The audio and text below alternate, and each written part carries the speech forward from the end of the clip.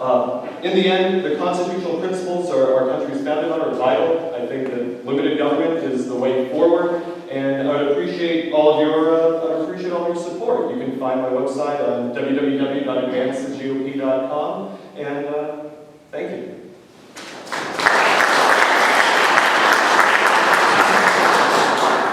Good evening, I'm John Padgett. Thank you all for coming. I appreciate you trying to make it through this weather and the wreck to get up here. I understand we had a catastrophe down here on 575, so maybe if you'll offer up a prayer tonight for those people that not were just late, but are going to be late forever now that didn't get through that wreck. I'm a conservative, pro-life veteran with a box of guns.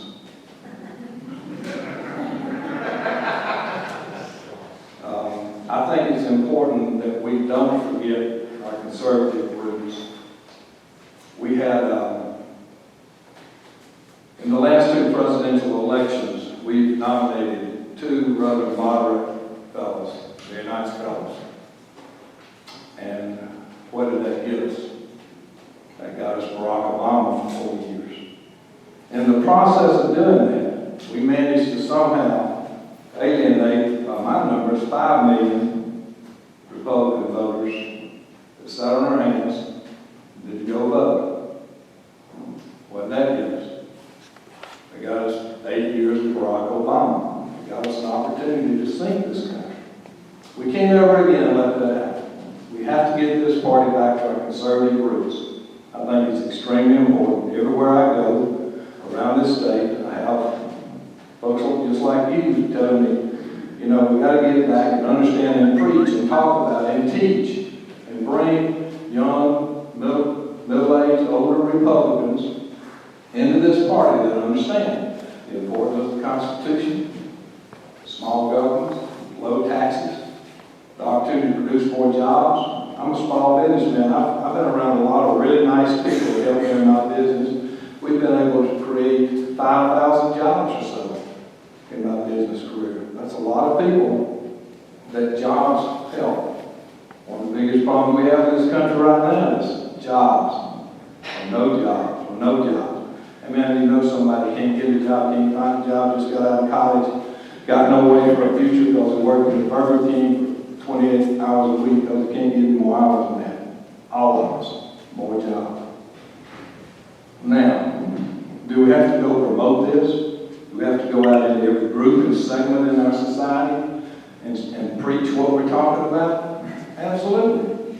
I brought in 6 new, this is a little bit thing, folks, but to me it was a big thing. I've been in this party working for close to 40 years. I got out this year and brought in 6 new Republicans into my precinct. I thought that was pretty spiffy. 6 new folks. If every precinct in the country had brought in 6 new Republicans, where would we be today? Probably a winner. The proof is that we can do this, and you got to remember where I live. I live in the most democratic, liberal county in the state. We're the only county in the state that voted for the Congress. When we're out there doing battle with folks, we're doing battle. Now, how are we going to get there? What are we going to do? Well, one thing we're going to do is we're going to provide some material to you that'll help you go out and promote in these different groups.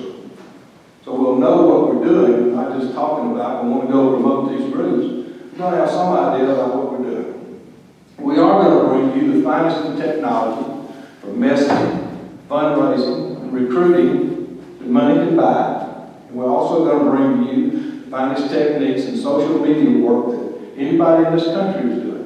We're going to be the leader in that. We're not going to be just a Republican state trying to do a better job. We're going to be a leader there. We're going to also provide you with some other tools, like a speaker bureau. So that when you have a meeting, you've got people you can call to come talk to your folks to help you recruit. We're going to publish a press release each week. It'll go out in every newspaper in the state about Republicans and what we're doing and our message, and about our local and federal and state officers, and promote them. We're going to go over to the governor's office and go on and meet with all those men and women to talk to them about what do they need help with. How can we help? We're a party of help. We're going to help our own. We're going to go back to our conservative roots. You're going to have a guy that's going to go around this state and teach and try to train and bring people to the table so that when we finish up our rules and we finish up our picking a candidate, we're going to all go vote for that candidate. That's what we've got to do. We can no longer go home and sit on our hands. Thank you for this opportunity. Look forward to the rest of the evening. Good luck with the storm, all of us. I've been unfortunate to have a house blown down around my ears before, because so if it gets a little train wreck sounding out there, I'm going to beat you to the door. Thank you.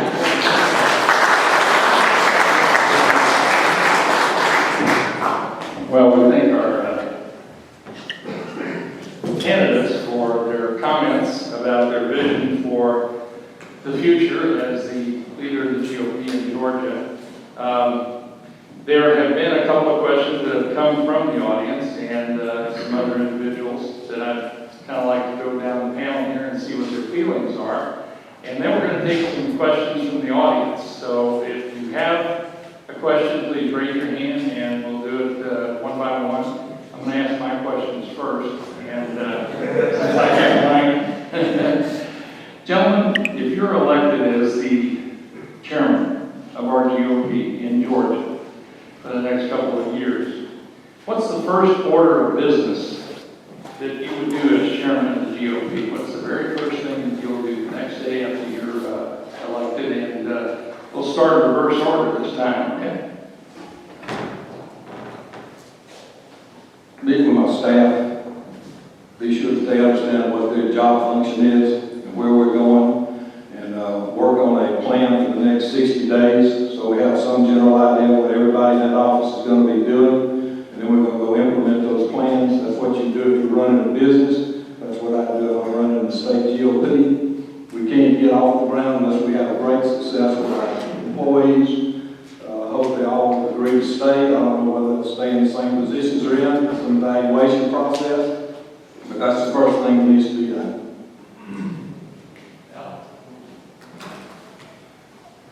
Well, John took part of my answer, but at the same time, I think that a lot of it is also I'd ask everyone what they want to see done. Everyone who swore my opponents, including my opponents, I want to see what this very detailed specifics of what they thought too, because I want to make sure that we're all unified on the same page, that there isn't any bad blood. And so the first thing I do is just speak with them, honestly, and then meet with the staff and make sure that that's going well. If it's not, then the people who are good stay, and the people who don't go, I know that that's the way it should work.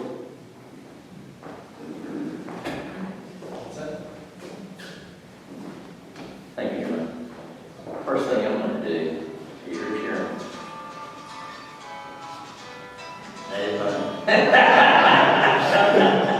Alex?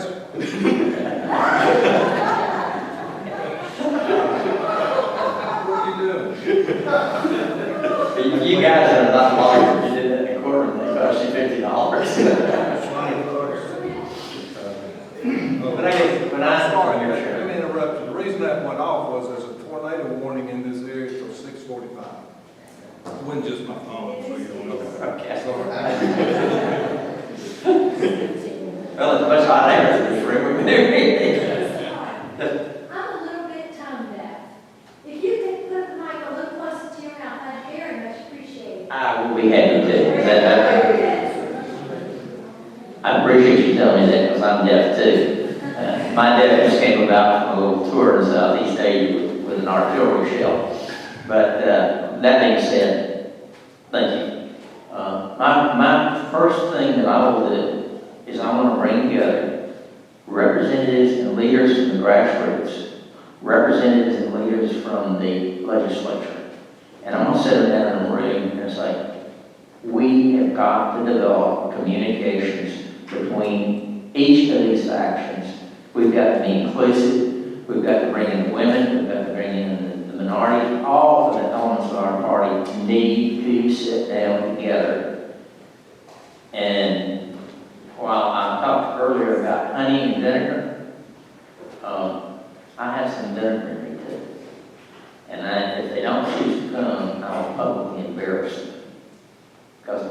everyone to come together and start communicating so that we can figure out how we can cure our party's malaise. Because right now, what I'm hearing is it's broken. And if it's broken, we need to look at who is going to bring the party together. Who's been there at the party and it isn't working. And if they've been there and it isn't working, then you better look carefully at what they are and what they have to offer. Now, with that said, getting the party functioning again. Raise money, identify candidates, and support those candidates. Thanks. Obviously, clearly, the first thing to do would be walk in there and talk to staff. You certainly need to talk to staff, but I want to make sure that you all understand they're your staff. I want to make sure they understand they're your staff, that when a county party chairman calls, that they're ready to talk to them. I don't think, I've called that the state party for a long time. I was county party chairman in Gwinnett County from 96 to 99, and then the district chairman that was fortunate to have Cherokee County in that 6th district, as well as I saw Mr. Dendy come in back there, as well as having Cobb County, a big